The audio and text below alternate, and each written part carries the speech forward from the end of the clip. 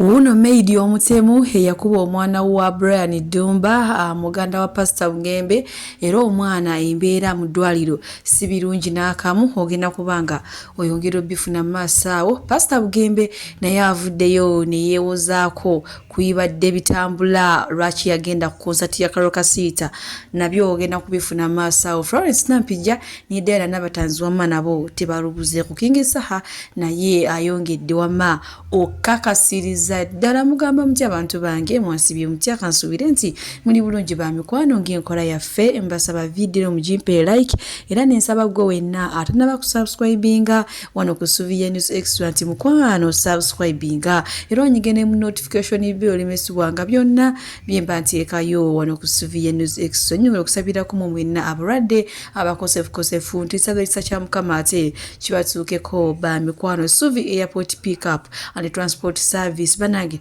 tutambuliza ddala abantu munange sigenda kuluyisa era nga nkutandise ne King Saha ono nno avuddeyo ye nga ye nakubaganya empawa ku banange mbyogere oba nedda. Anyway akatambi ka King Saha nkaina maaso wano katulabe kiki ayinaani gwabadde agamba ate tweyongereyo wamma nagali mwepanga mukuba enseke era mwetalanga mu baspiika bali abakadde nga mugira mu office njagala kumanya ani mukwano gwo booti era ani ali sente yo booti mwepaka kuba nseke njagala kumanya ya mukuba luseke ono spiika tafu simulabangayo oba bankyaki be banamukuba oluseke oba baki naye abaniga ono ye si wammwe nange si wange ndaba mulabe naye bulijjo mwepankira mu bantu wuyo booti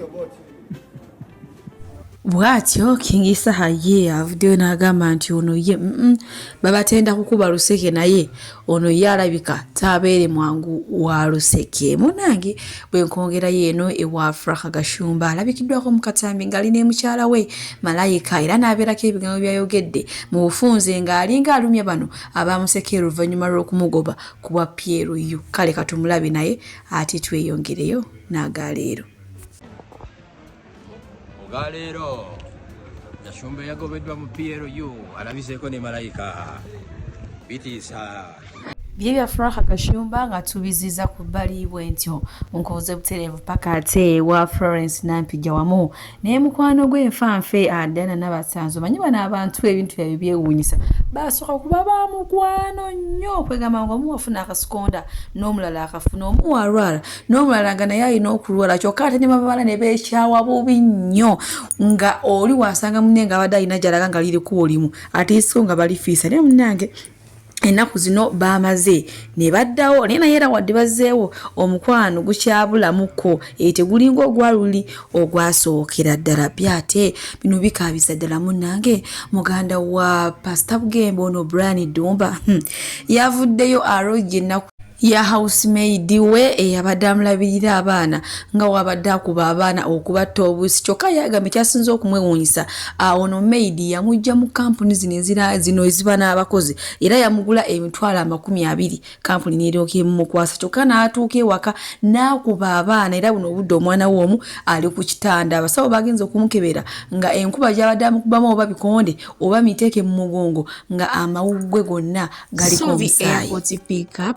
Transport Service bakasitoma bafe abalungi nyongera okubajjukiza nti emiwendo gyo twagisaliddeko ddala nga woolabaawo ate nsiiba nti bagamba nti booking a Suvi Airport Pickup and Transport Service mukwano nze siseererako ddala. Oyagala kugenda mu kyalo, oyagala kukima mu kyalo, oyagala genda ku pate, oyagala genda ku birthday, oyagala kulya ku zizo kiki oyagala okulya, oyagala kunona ku kisaawe, oyagala kutwala ku kisaawe booking a Suvi Airport Pickup and Transport Service ate badiyale wojja nongamba munange byadala Suvi sente zonna zirabye naye ekyamazima siziwezaawo nja kusalirako oba okitegeera kati so gwe wenna atanaba ku booking a Suvi Airport Pickup and Transport Service ono ng'ojja n'akusalira nako olinze ekimukwano booking a Suvi tweyongere munange bwe tweyongerayo ewa Dr. Shani Mukibi ono nga Dr. we UK muteeke Munnayuganda naye nga ajjanjaba abantu beeyo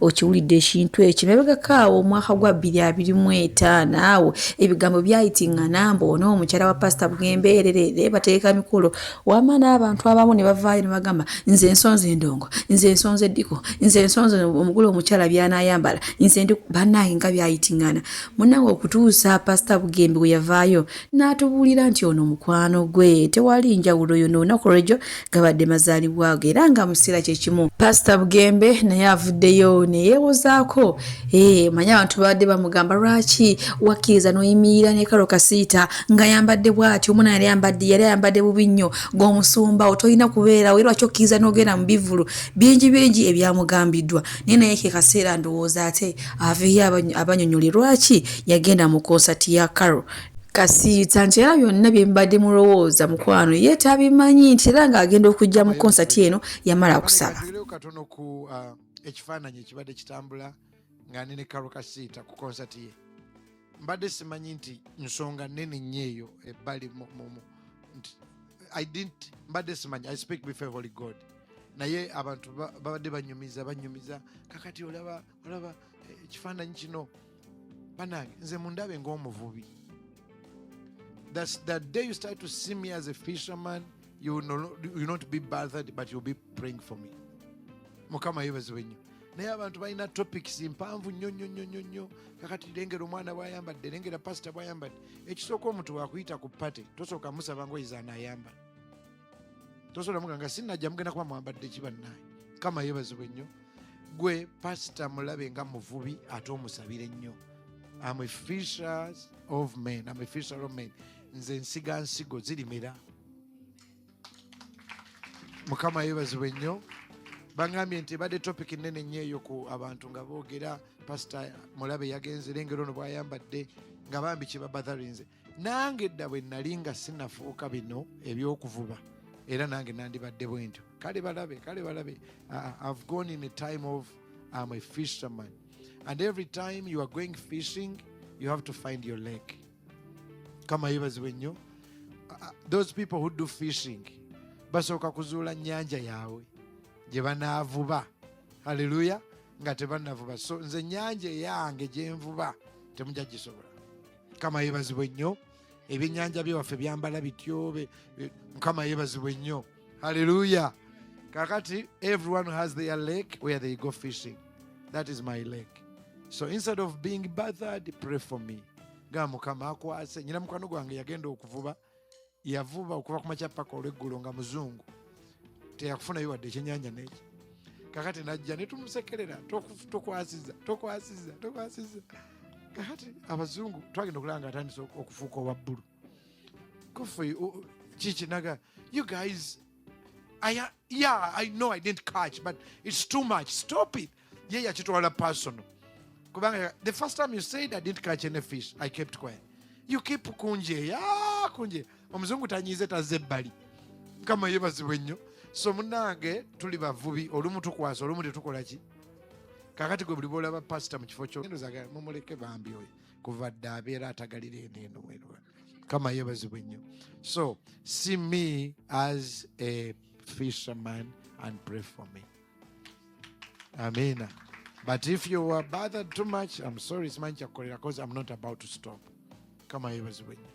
Amen. So abalungi abatuwuliriza era abatulaba olunaku olwaleero tukyaddeko ewa Sheikh Ashraf Dembe. Sebo nsanyusa okubalaba. Amannya agange ye Sheikh Ashraf Dembe akola ku bizibu by'enjawulo. Omuntu singa aba alina ebirwadde musomereddwa tumuwa amazzi ga lukuya nga bw'obadde ogalaba tugenda abantu ku kyoto ne twokya emizimu emibi egibabaamu n'okulomba edduwa. Abantu singa abeera ng'ali wano atuuse sobola okumulombera edduwa ne waba atatuuse nga mpadde amannya ge naye ng'ali wala naneetaase. Enamba yange yeno eri 0707363711. Namwe bannyinaffe abali ebweru oyagala okuba nti oyagala okulombera ku dduwa ng'olina ebizibu viza zibuze amaka gakolongotana sente zikola zimpita mu ngalo ojja kumpeereza ekifaananyi kyo n'amannya go ebyo byokka bijja kummala nja kukulombera edduwa ojja kutereera. Olunaku olusembayo mu mwezi mba n'edduwa eyawamu ffenna n'abalwadde bange abakadde n'abapya. Salaamu alaikum warahmatullahi wabarakatuh.